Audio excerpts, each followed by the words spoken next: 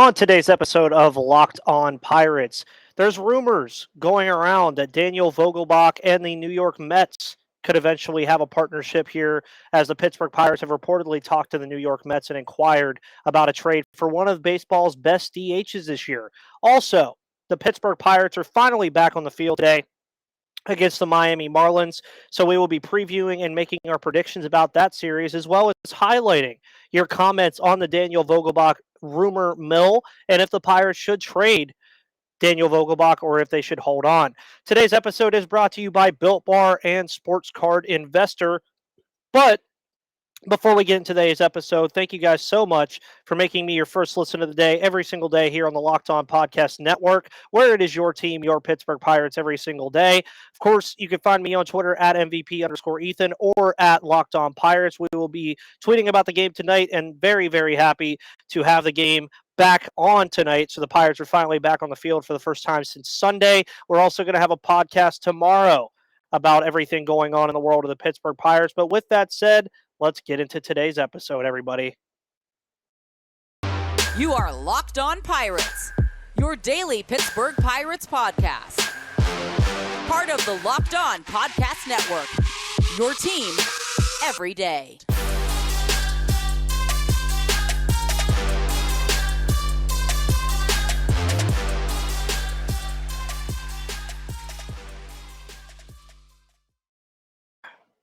Alrighty, everybody, and welcome back to that Pittsburgh Pirates podcast. Hope you're all having a phenomenal Friday, July 23rd, I believe today is. July 22nd. Sorry, I'm a day ahead.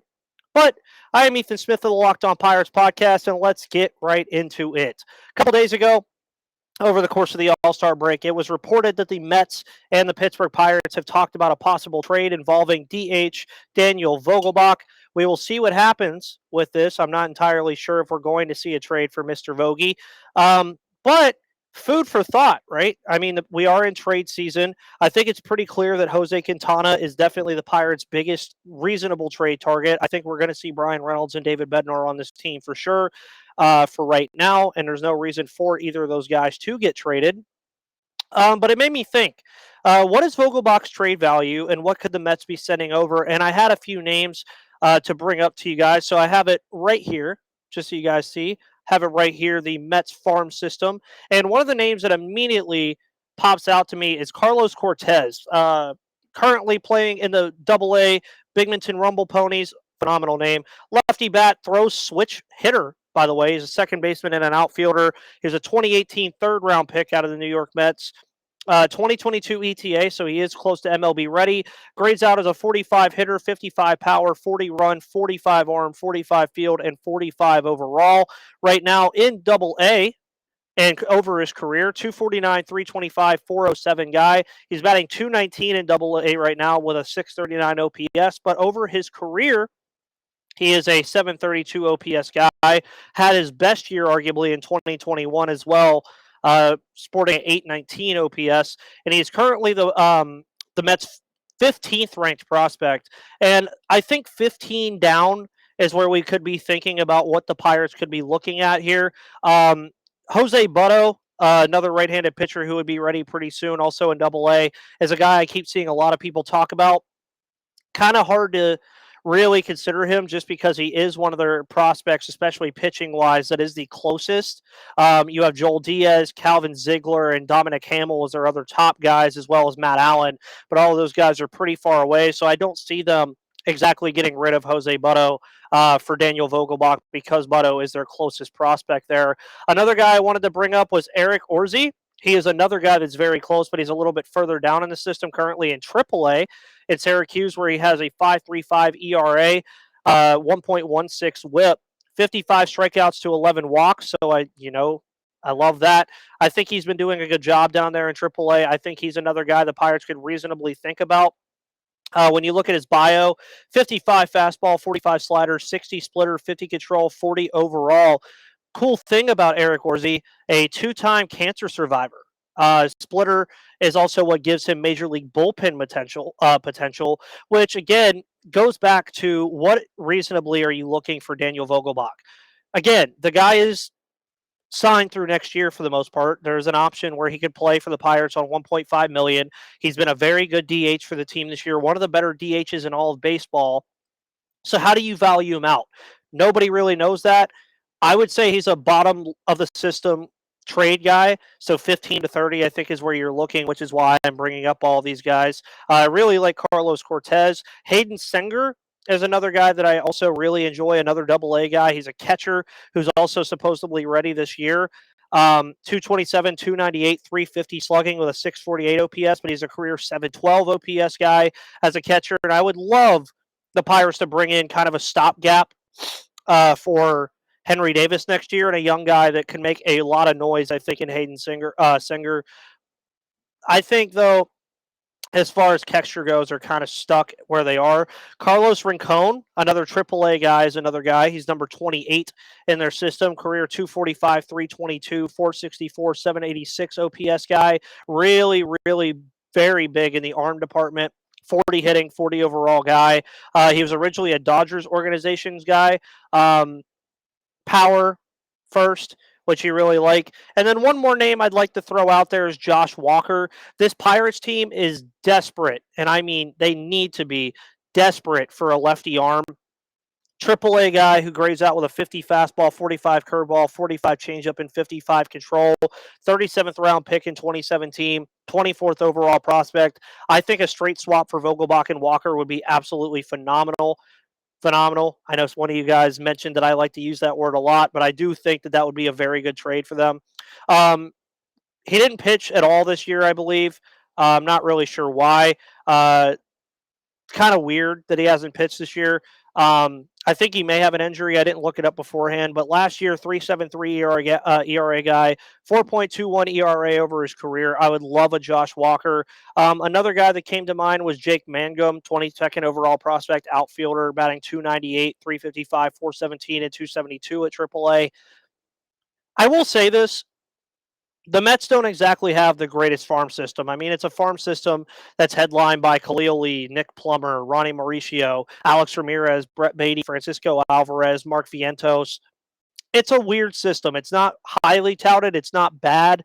But again, I think for Vogie, you have to be looking at the lower parts of the system, which I think is what the Pirates are going to be doing here. And they have options down there that I think could be appealing to Pittsburgh.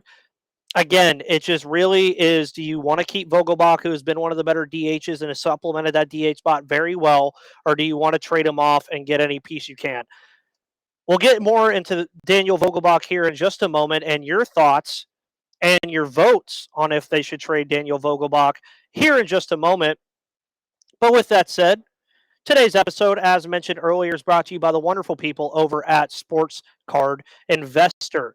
Welcome to the world of sports cards reimagined. The Sports Card Investor app is the hobby's most powerful resource. Quickly check the value of your favorite cards, find great deals, and profit from the hobby you love. Available completely free in the Google Play and Apple App Stores, the Sports Card Investor app is a must-have for baseball fans. It is completely free. Easily browse over 630,000 cards from every sport, with hundreds more added each week, which you really like to enjoy. Check the latest values of your favorite cards with 7 or 30-day charts and find the best prices and buy directly through the app with our eBay deals feature. Breakout stars or prospects debuting? Check the value of or find great deals on your first cards. Nostalgia and old players? Well, go back in time and see how much your favorite old cards are worth today. Are you interested in getting into sports cards? Well, you can find great deals on all of your favorite players like Mike Trout, Aaron Judge, O'Neal Cruz, Ke'Bryan Hayes, etc. Personal card stories are also phenomenal. I don't really have that many, but share your stories with Sports Card Investor. They would love to hear them. Download the Sports Card Investor app today. It is available for free in the Google Play and Apple App Stores, or go to sportscardinvestor.com/locked-on. So we're going to get into your thoughts here on the Daniel Vogelbach thing. The question that was posed to you guys, with the Mets reportedly talking with the Pirates about Daniel Vogelbach, what are your thoughts on trading him to New York? Answers, of course, will be featured on the episode. So there was a poll tied to this where 64% of you guys said trade him, 36% said do not trade him. A Bloop and a Blast podcast. Fun Little Pirates podcast to go follow, said he signed to us for 1 year. So, yes, flip him now and get something before he leaves. Otherwise, we get nothing.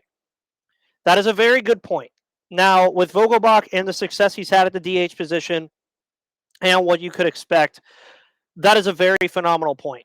Mainly because if you think that Vogie's going to leave, which he more than likely would in this scenario, you want to get something for the guy. The Pirates have had issues in the past where they hold on to these guys and then don't get anything for them, or they wait too long and their value diminishes. You saw that with a guy, I think, like Josh Bell.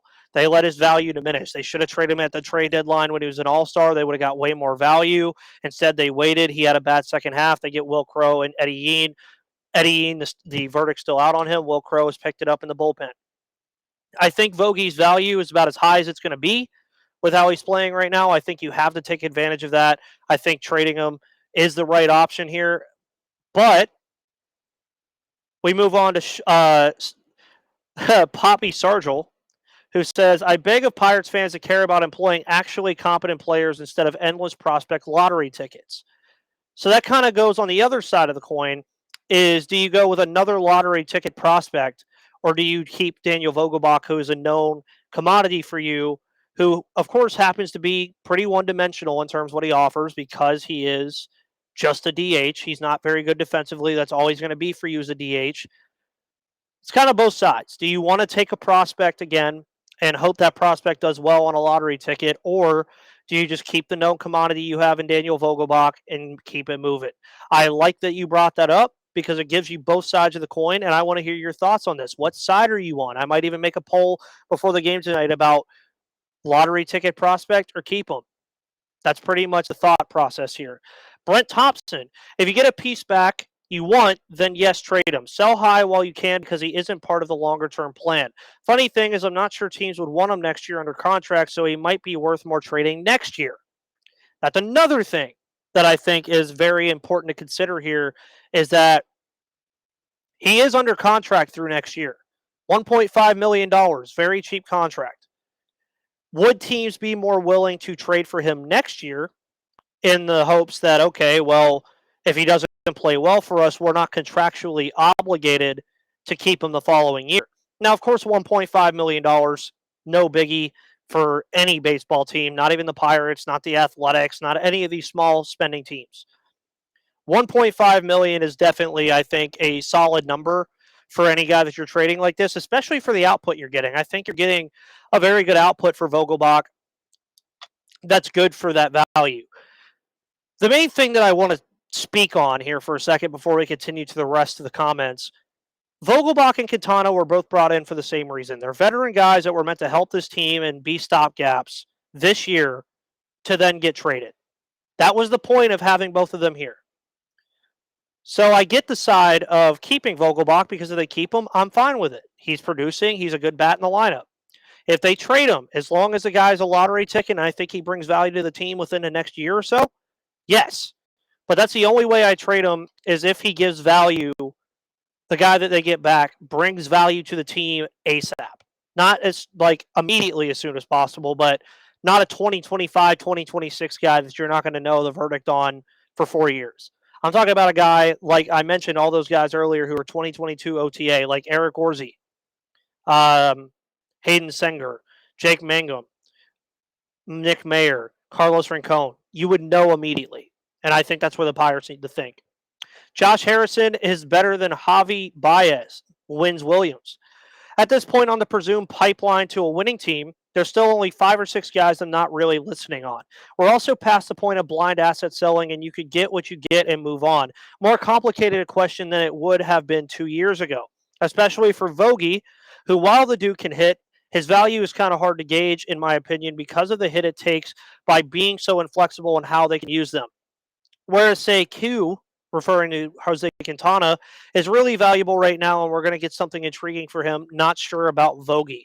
So the one-dimensional thing I get, but also if you're trading for him, like if a team is trading for him, they at least know what they're getting in Vogelbach. They don't have to worry about putting him in the field. He takes over your DH spot. He takes over helping you in that DH spot and gives you a consistent guy to be in that spot. Now, of course, we have seen him injured this year, which has some people worried that he might be injury prone.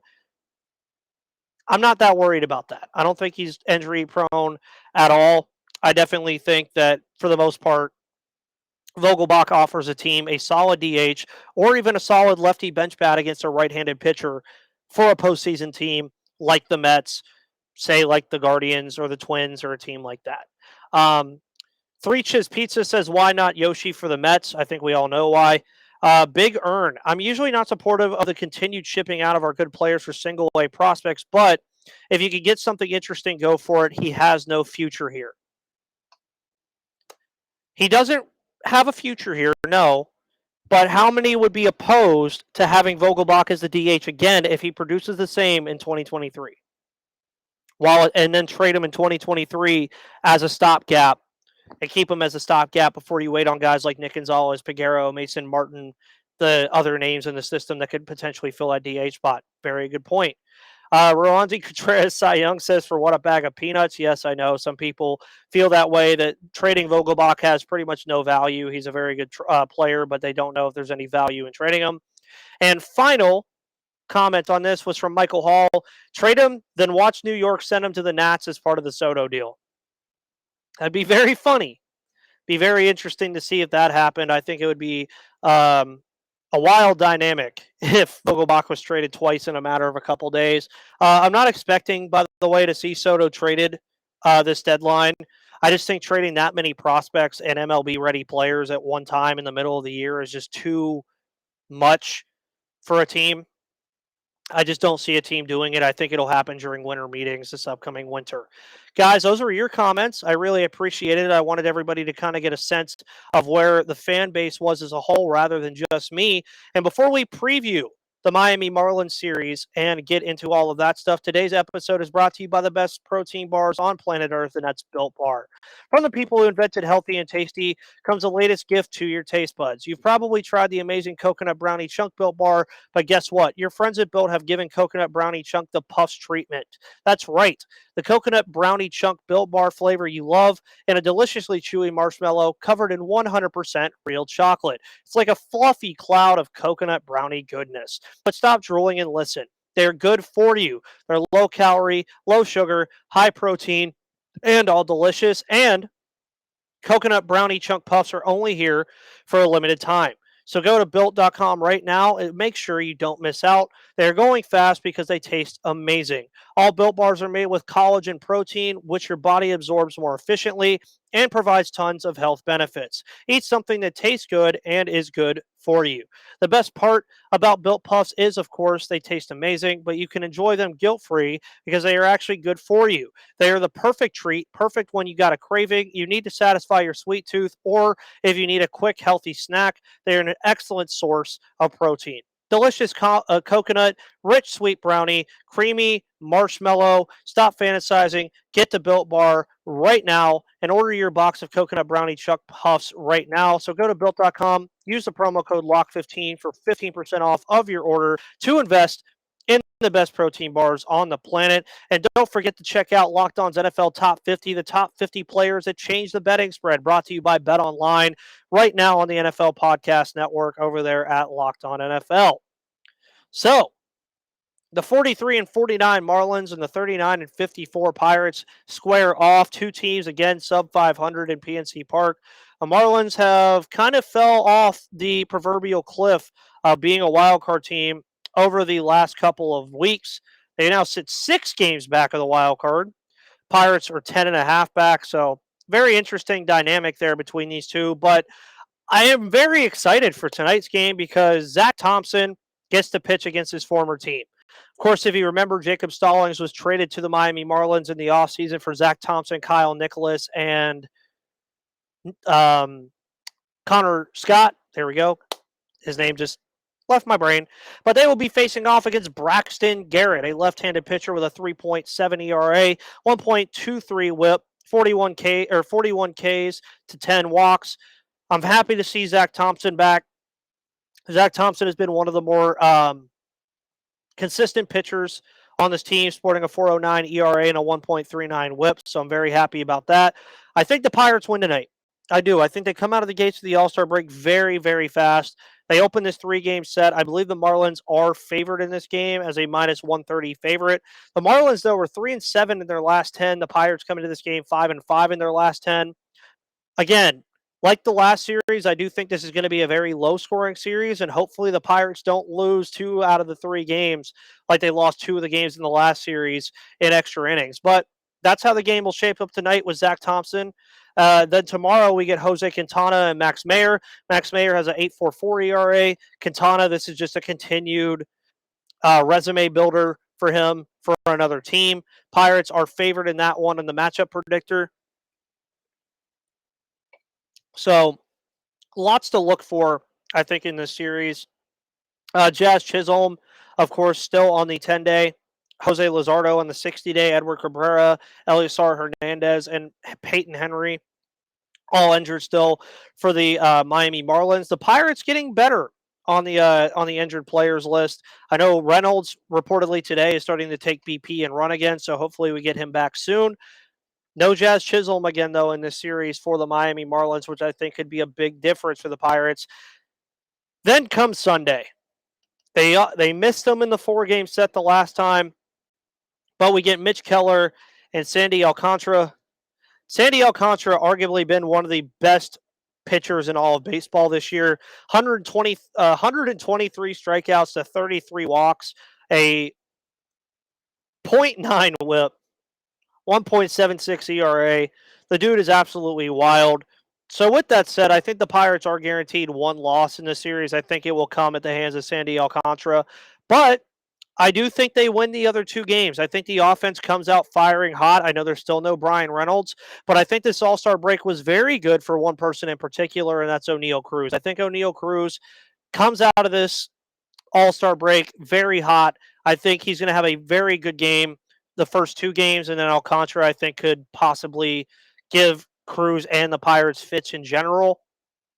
I also think the Pirates pitch well in this series.